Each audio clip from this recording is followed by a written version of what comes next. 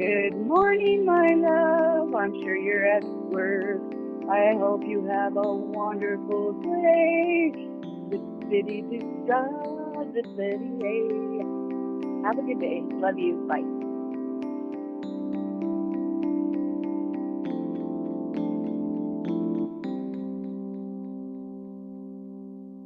Hello, and welcome to another mini episode of I Want to Call My Mom.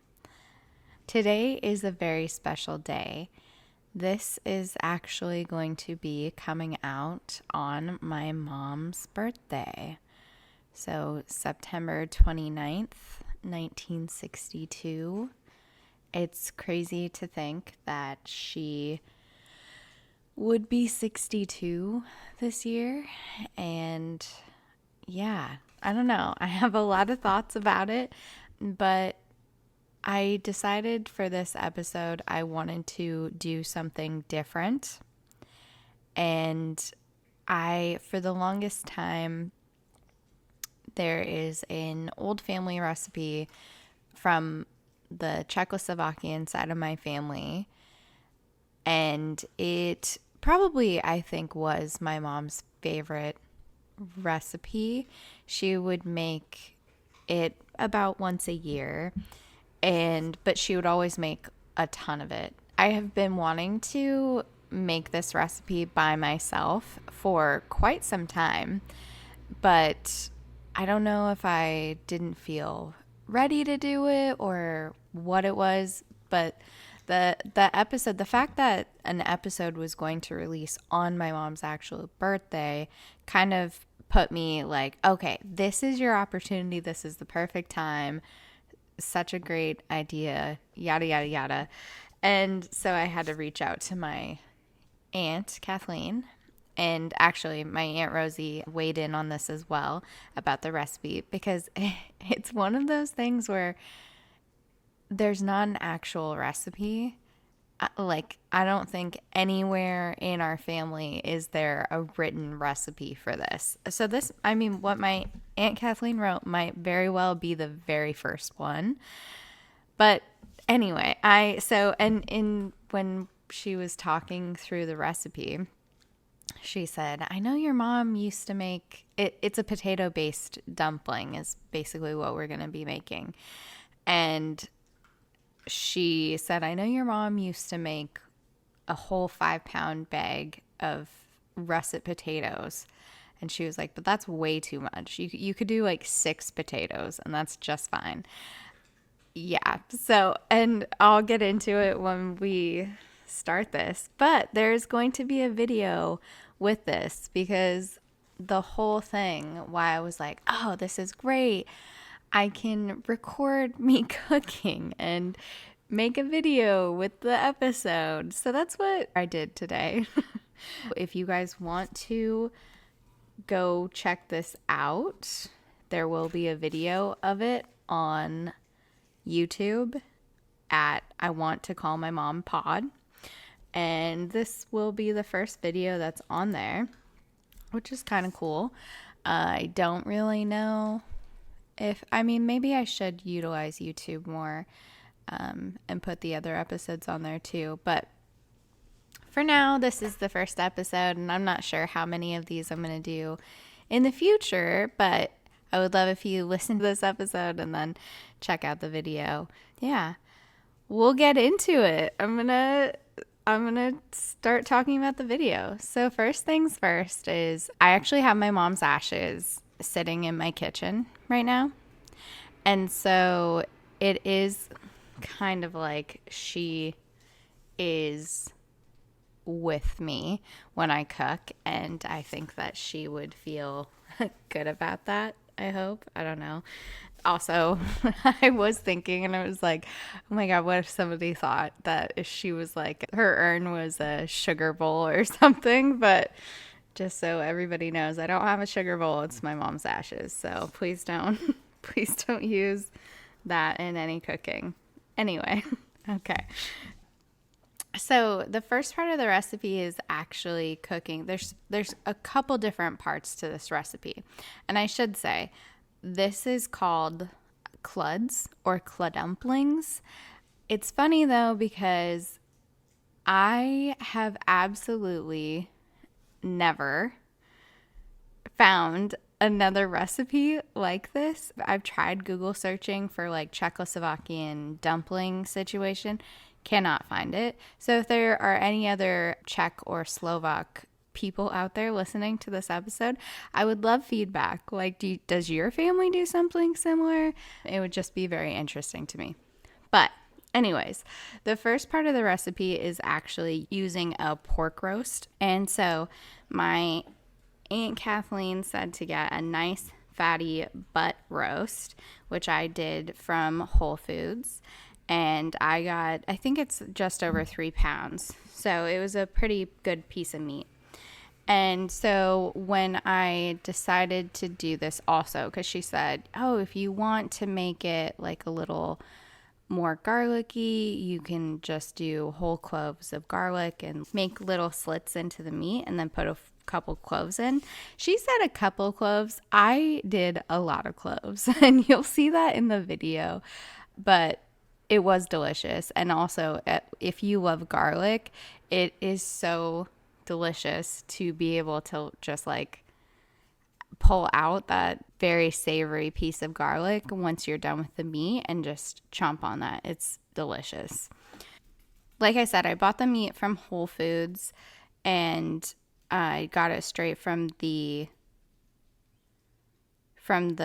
butcher shop area of it. And you can see here, but my Aunt Kathleen recommended a nice marbled one for extra flavor and tenderness. And that was exactly what I got from Whole Foods. So super happy with the product that I got there. And honestly, I think this is the first time I've ever cooked a pork roast in my adulthood. In the video too, you'll see I'm using the butcher paper underneath my cutting board because my cutting board is quite small. For seasonings for the meat, I did salt, pepper, and garlic powder. More garlic. I guess it's a good thing I'm not a vampire because I'm just adding it all up.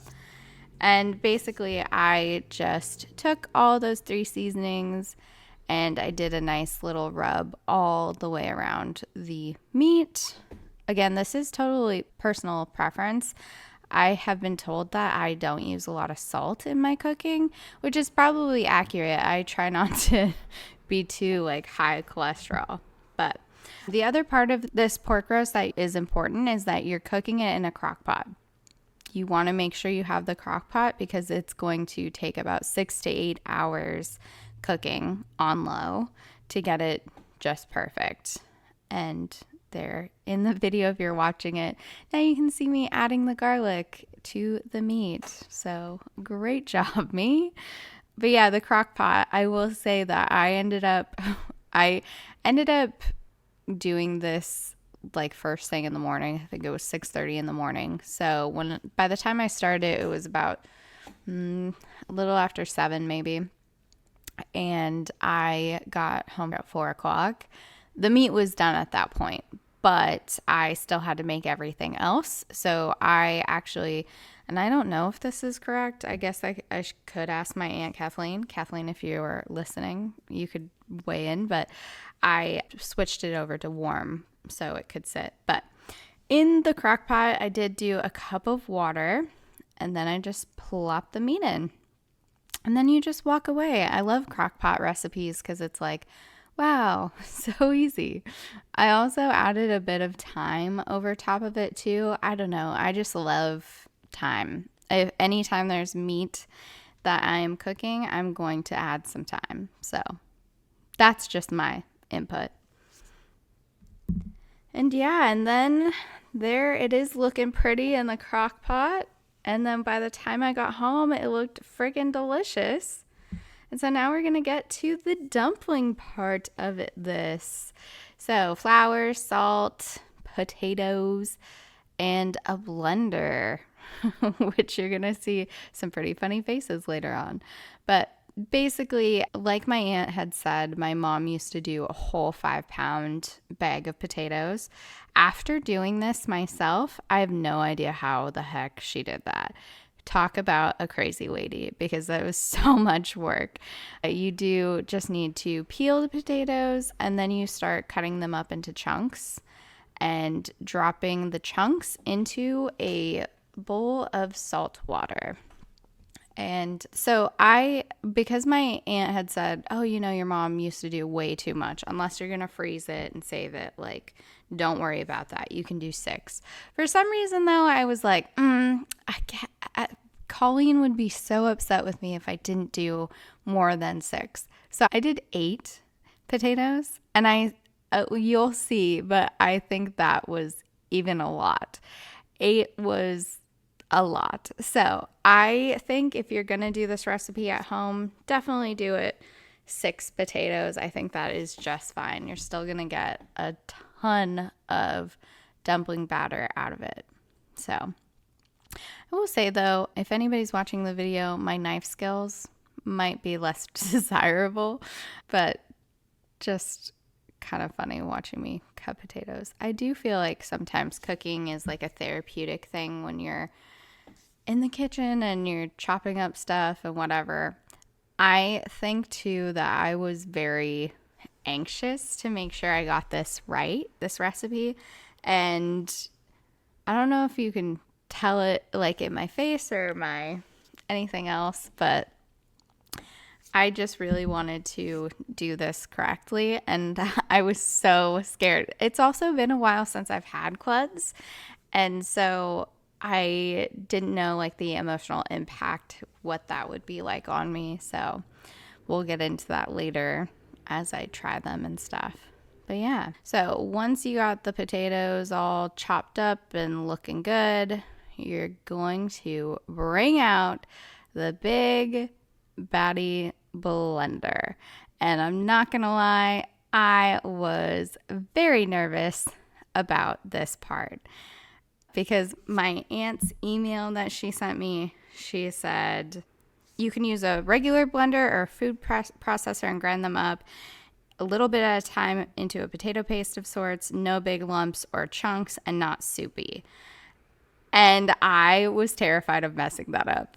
So, and you will see, like, I've never used a blender for potatoes before, and it was a little scary. I make some really funny faces, so if you are in need of comedic relief, you will see those on the video. But yeah, so, and I, again, like, didn't want too big chunks. I didn't want it to be too soupy. She also did say to add some pinches of salt to the dough along the way. Again, if you're watching the video, this is just like a hilarious part, because I absolutely was scared of messing up the batter, which I don't know, I think is okay to have that fear sometimes, especially when you're recreating a recipe that maybe has like a lot of emotional attachment to you, which this definitely did. So, but yeah, once it's all blended up nice, and again, not any chunks and not soupy, you're going to pour it into a large mixing bowl. And I will say my Aunt Kathleen told me to use saran wrap or a lid to prevent air browning from the potato paste. It doesn't affect the flavor, it just affects the color or the aesthetics of the dumpling. I did not do that, and you'll see later on what that browning kind of looks like. But for me, I wasn't like too worried about the exact aesthetics, although I will say my final product turned out, to me, pretty beautiful. So, but yeah, then you transfer everything into a bowl and you start mixing it around. When I was mixing, I could not remember if my mom used her hand or if she used a spoon, but my mom was a pretty messy lady, so I was like, we're going to use our hands for the most part. You're going to add in a little bit of flour at a time and just kind of mix it into the batter. Basically, you're looking for the batter to be a fairly sticky dough, so it'll stick to your fingers, but not so thick that it doesn't come off the spoon or your fingers. My aunt did say to use a wooden spoon. I don't have a wooden spoon, unfortunately. So I guess I just thought my hand was going to be the best option. Again, as I was doing it, I was like, this feels like what my mom would want. And I think it's important just to kind of go slow with the flour because you don't want to overdo it. You want it to be like that right kind of sticky substance. My aunt also did say that she like would grease her fingers to help with the stickiness, which helps some. Again, I didn't do that. I don't know why. I was just like feeling it, I guess, and mixing it around. It is kind of like for anybody who enjoys, I don't know, making slime or like textures, this is kind of a nice thing. Or if anybody's ever made like the flour dough that you can make ornaments and stuff at Christmas time, it feels very similar, I would say, at least in my opinion. But yeah. And if you're watching the video, you can see in a lot of this, I am like talking to myself. I'm not having any of the voice here, but I really wasn't sure about a lot of the mixture and stuff. And then I was like, I really shouldn't have used my hand. I will say I did keep one hand messy and one hand clean so I could easily add the flour and maybe a little bit too much at some points, but you know, can't always be perfect. This part definitely too reminded me of my mom because I have very vivid memories of her in the kitchen making Cluds, and it was an all-day project in my memory, which makes a lot of sense because of how much she would always make. And as I was getting closer to like the consistency of that I remembered her having when she would do the dumplings, I was getting so excited. I was such a nerd. I'm just like, oh my gosh, this is great. It's going to be perfect. So you can see that on my face too throughout this, that I'm just excited for the even remote possibility that I might be getting close to what she would do. So the thing about these dumplings too is that you're going to drop them into water. And so that's kind of what I was doing in my preparation of the dough is I was really like picking up my hand and imitating that dropping factor to see if it looked like my memory looked. And I got to the point where I was like, all right, I think this is good. We'll see. And then I got so excited. So basically you just bring a pot of water to boil and then you start dropping the batter mixture into the pot of boiling water. And if you're watching the video, it does look a little, I don't know, crazy, I guess. You just take a spoon, you scoop up some of the batter, and then just kind of let it naturally drop into the water. The cool thing about Cluds is once they're done, they float up to the top, and then you can skim them off, which I had a nice little, I think it might be like a pasta spoon, actually, but it was what I used for, it was like the perfect skimmer. So, and I was so excited once the dumplings started coming off and they started looking like real Cluds. It was very exciting. Another thing too is, which I did do this, is as you kind of let the first one go, you can taste it and break it apart just to make sure that the dough is cooked in the middle.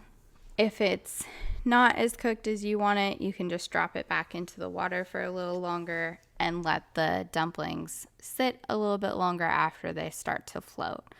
So I did do that a little bit throughout this, but if you're watching the video, you will see how long of a process this really is. And I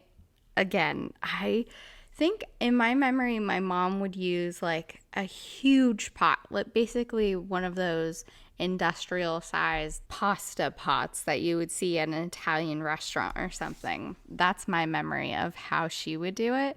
So she would have that whole thing like full and be scooping them off and stuff. I don't know how accurate that memory is, but just in my mind, she always loved to make so much of everything, which I think was just how she was. She loved to make sure everybody was taken care of and just had food for their bellies. And the cool things about Cluds too is that you can freeze them and they can last a long time. I always remember that my mom used to say that this recipe was actually from the old country, and it was when, you know, there weren't a lot of options for food, and our family, I think, was fairly poor. This recipe is like one that would keep everyone's bellies full, and it is a very, very filling meal, I will say. It's like when you get done, you have that warm soup belly. Oh my God, I have to take a nap now. I will say, when I had the first bite of a clud as I was going through this, it tasted so much like my mom's. And it was, you know, when you just take a bite of something or you smell something and you're like, oh my gosh, this is a memory. I'm like tasting a memory. I'm diving back into this memory. That's exactly how I felt. So it was very cool. Anyway, so yeah, this whole meal is just really about filling your families up, and I think that was very important to my mom. And she loved cooking anything, but I think specifically like old family recipes were her favorite. She also got very into, my father's side of the family is Norwegian, and we make lefse, which is a Norwegian flatbread, usually used for the holidays. And again, another delicious recipe. Another recipe with potatoes, which is hilarious. Maybe I'm like half potato. I think that's probably the case, to be honest. But yeah, also in the video, you'll see when I'm skimming the potatoes off, I'm just transferring them to a plate. So you could put them in a plate or a bowl. I wish I would have had another larger mixing bowl to put them into. But yeah, the plate worked out just fine. So meanwhile, as this is going on, I'm thinking about the pork roast. I don't know if it's going to be okay. I also still have more to cook for this recipe. Like, the dumpling part is not the only part. Actually, in my aunt's email, she said, after they have boiled and are done, set them aside to cool while you prepare for the next step. And then in parentheses, she said, yes, there's more, LOL. And I kind of felt that as I was cooking. I was like, oh my gosh, this is a process. And I would say I wasn't expecting it to be this much. When I had started it, I was like, okay, this is going to be good. It's going to be like an hour or something. I think it probably, from the time I got home, I probably started cooking around 4:30, and I probably finally ate at 6:30. So technically the pork had almost been in the crock pot for a total of 12 hours. I will say that the pork was absolutely, like, it fell apart, which is amazing. This definitely, the dumpling part of it is the longest part, because it's not, when the dumplings fall off the spoon, it isn't like it just happens so quickly, you know. It takes time for them to do that. In the video, I show you what the browning of the batter kind of looks like. And that's just, again, to avoid that, use saran wrap or a lid. And then once the cluds were done, I started on the next part. So I put some butter in a pan, and then I cooked up 6 strips of bacon for this. Once they were all cooked up and not too crispy, I chopped them up and put that to the side. And then in the same pan with the bacon grease, I put in a whole onion, and then I did a half head of cabbage. And basically for this part, you cook until tender and fragrant. And when I tell you, again, this was one of the parts of this experience that was so visceral. Like, it brought me back to my mom's kitchen when she would be cooking, or my aunt's house when they would be cooking together. The fragrance of a cooked down cabbage is seriously to die for in my mind. And then I added the bacon back to that mixture. Whenever you feel like the cabbage and the onion and the bacon are all rendered together, you start cutting up the cluds and adding them into the mixture. This too is more your preference. I had a lot of leftover cluds, and as I was cutting them, I did find some of them that weren't completely cooked through the middle, which that was okay. I think I threw away a couple, but just important, again, when you're boiling them, to do spot checks, especially on the larger ones. The larger ones can be very deceiving. Also, when you've been doing the cluds for so long, at some point they all start sticking to the bottom because the water is evaporating and whatever, it's just harder. And so it is important to let those have enough time to boil. But yeah, so then you just add them in to the pan. And again, this can be as many as you want. I really love the dumplings, so I added quite a few. And then you just start mixing it all up. And again, it smells so delicious. I hope people think it looks delicious. It is kind of one of those dishes that it's like a lot of stuff going on, but it is so good. I feel like I can't explain how good it really is. But yeah, so mix it all around. Once that was kind of all done, I turned that to like a low setting so it could still be warm. And then I started on the gravy. So for the gravy, I did a cup of the juices from the pork, and then I did 2 tablespoons of butter and 2 tablespoons of flour. This was also my first time ever making my own homemade gravy. Fun fact, I actually don't like gravy very much, but I felt like for the tradition, for my mom, I had to do it. I also added some salt and pepper just to taste what I thought tasted good. I was actually really impressed with myself, I'm not gonna lie, with this gravy because, again, I normally don't like gravy at all, and it was just so good straight off the stove. And I felt like it looked pretty good. If you're watching the video, you'll see like chunks of flour that I was really having a hard time whisking. And I was using a metal fork. I ended up switching to a whisk at some point because I was like, what am I actually doing? There's a better tool for this. So always remember to utilize the things in your kitchen that are meant to do that.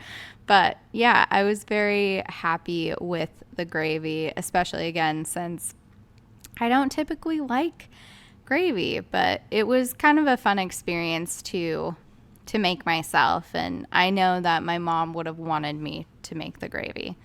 So then we get to the final product. So I will have these posted on social media and on YouTube, obviously. So if you want to see the pictures, please go ahead. I will also add, for extra flavor, we always add apple cider vinegar, just a dash of that on top of the whole meal. Specifically the cluds, I think, and the cabbage really brings out the flavor, but it really adds like an extra layer of punch. And I was so satisfied with this meal. I did, in honor of my mom, to decide to do something that she used to do. So I did 2 little shot glasses of apple cider vinegar. If anybody thinks that sounds crazy, trust me, I know there are health benefits, they say, to it, but my mom was, again, very into the natural, holistic kind of, I don't know, healing things throughout my childhood. At the later point in her life, she would do a shot glass of apple cider vinegar every single day. So it was part of her regimen. And so I decided to do that with her as well. So I poured, to be fair, they're like half shots of what she would normally do, and that was plenty for me. But I poured one for her and one for me, and we did a nice little cheers, which I think that she would be happy with. This episode was pretty emotional for me. I am not gonna lie that the after of it all was a lot more emotional. In the moment, I felt so proud, and I knew that I did everything that she would have wanted me to do, and I knew that she was very proud of me. So as I'm going through it and everything, I was just on that almost euphoric high of being so glad that I did this experience for myself and to honor my mom. And then it wasn't until the day after, and I was thinking about it, and it really just hit me how emotional of an experience this was. And a lot of that too had to do with the fact that I felt as I was cooking that she was here. This was a total moment where my mom was actually the one cooking. It was almost like there were moments where I felt like she, like her spirit or something, was inside my soul guiding me. This was just a very emotional experience, and I'm so glad I did it. And yeah, I hope you guys enjoy this episode. Please let me know what you think, if you would like me to do more of cooking videos and episodes, because there are some other recipes that I can share. I will share the whole recipe, what my Aunt Kathleen had sent from her and my Aunt Rosie. If you would like to try this at home, please go ahead. Again, if anybody has had this or knows a similar recipe, please let me know, because I would love to hear that.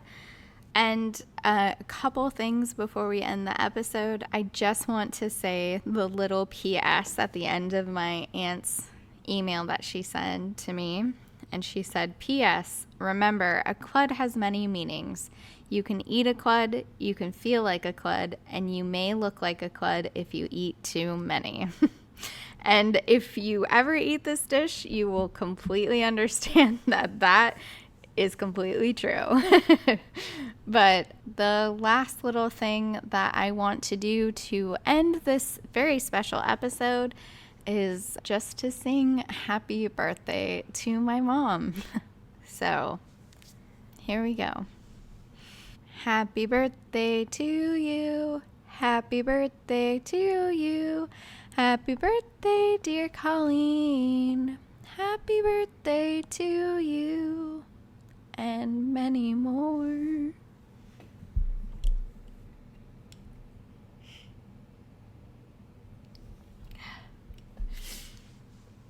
The many more obviously has a different meaning now, but I hope to have many more experiences like this where I feel her presence and I feel her pride and I feel her love. And I just hope that each and every one of you who has lost someone and is going through grief, I hope that you're able to find these connections and these ways to feel their presence and their pride and their love for you as much as possible. Thank you guys for listening. We'll see you next time. Bye. Thank you for listening to I Want to Call My Mom. The music on today's episode was produced by the amazingly talented Scott and Jen Taylor. All other parts of the podcast are edited and created by myself, Elizabeth Ellen Cox. Don't forget to follow and rate the podcast on Spotify and check out the Instagram at I Want to Call My Mom Pod. If you've experienced loss and would like to be on a future episode, please reach out to me on Instagram or email callmymompod@gmail.com. I would love to hear from you. Remember, I want to call my mom, but who would you want to call? I hope somebody said Ghostbusters. All right, thanks so much. Bye.